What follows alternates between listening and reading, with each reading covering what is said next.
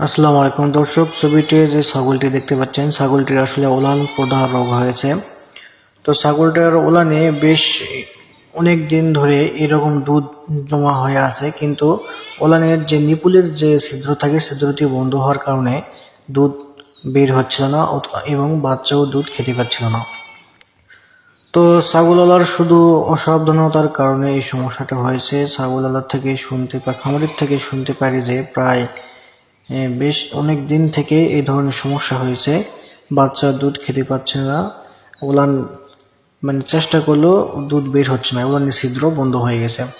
তো আমাকে দেখালো, দেখার পর আমি বললাম যে ছাগলটাকে শোয়ানোর পর নিডল দিয়ে দেখি, যখন টানি তখন বোঝা যাচ্ছে যে দুধ এবং পানি মিশ্রিত হয়েছে, ওলানে পানি জমা হয়েছে এবং হালকা হালকা দুধও দেখা যাচ্ছে।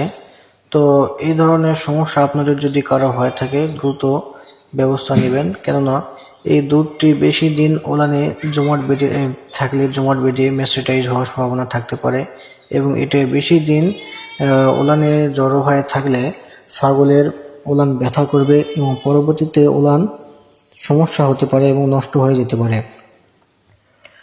তো আমাকে যখন দেখালো ছাগলটিকে শোয়ানোর পর নিডেল মারে দেখি যে অনেকগুলো দুধ বের হচ্ছে, প্রায় 2টা ওলান মিলে প্রায় 2 থেকে 300 গ্রাম দুধ বের করা হয়েছে। আপনারা দেখতে পাচ্ছেন যে মোটা একটা নিডেল দিয়ে বড় প্রায় 25 মিলি একটা সিরিজ দিয়ে দুধগুলো টেনে টেনে বের করা হচ্ছে, কেননা ছিদ্র বন্ধ হওয়ার কারণে দুধ বের হতে পারছিল না। ছাগলটির ওলান দূর থেকে দেখলে যে কোনো কেউ বুঝতে পারবে যে ওলানে কিছু একটা সমস্যা হয়েছে, কেননা ওলানগুলো এত মোটা মোটা দেখা যাচ্ছে যে মানুষ দেখলে বুঝতে পারবে যে ওলানের কিছু একটা হয়েছে। তো ওলান দেখে যতখানি সমস্যা মনে হয়েছিল আসলে ততখানি সমস্যা না।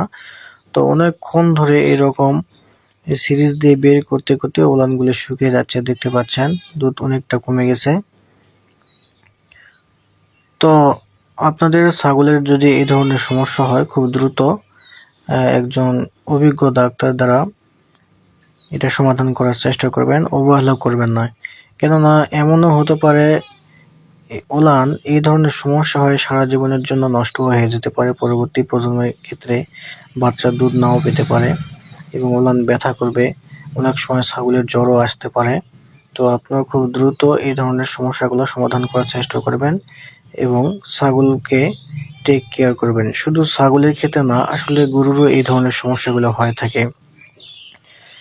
এই জন্য ছাগল এবং গরু বাচ্চা হওয়ার পরপরই প্রথমে বাচ্চাকে ছাল দুধ খাওয়াবেন, খাওয়ানোর পর ওলানের যতটুকু দুধ থাকবে সমস্ত পরিমাণ দুধ টানার চেষ্টা করবেন অথবা বের করার চেষ্টা করবেন, কেননা ওলানের যে দুধটা থাকে ওই দুধটা অত্যন্ত ঘন হওয়ার কারণে দুধটা জমাট বেঁধে ছাগলের ম্যাস্টাইটিস রোগ অথবা ওলান প্রদাহ রোগ হতে পারে। এই জন্য আপনারা সবসময় সতর্ক থাকবেন। আপনারা দেখতে পাচ্ছেন যে নিডেলটা সাইডে ঢোকাইছে, এই কারণে ডাইরেক্ট নিপুলের মধ্যে দিয়ে নিডেলটা ঢুকালে ছাগলটা অনেক ব্যথা পাবে এবং কষ্ট পাবে। এই কারণে সাইড দিয়ে প্রবেশ করিয়ে ওলানটাকে প্রথমে খালি করে নিয়েছি, খালি করে নেওয়ার পর পরবর্তীতে নিডেল দিয়ে নিপুলের মাঝে জায়গা করে দিয়েছি, নিপুলের মাঝে ছিদ্র করে দিয়েছি, পরবর্তীতে চাপ দিলেই দুধ বের হয়ে আসছে। তো প্রাথমিক অবস্থায় সাইডে ঢোকানোর একটাই কারণ যে ছাগলটা যেন ব্যথা কম পায়। ডাইরেক্ট যদি ওইভাবে নিপুলের মধ্যে দিয়ে নিডেল প্রবেশ করা হয় ছাগলটা বেশি ব্যথা পাবে, এই কারণে আমি প্রথমে ওই কাজটা করিনি। অনেকের প্রশ্ন থাকতে পারে, আপনারা কমেন্ট বক্সে কমেন্ট করবেন, ভিডিওটা বেশি বেশি শেয়ার করবেন যাতে করে এই ধরনের সমস্যা অন্য কোনো কারো ছাগলের না হয়। ধন্যবাদ সকলকে।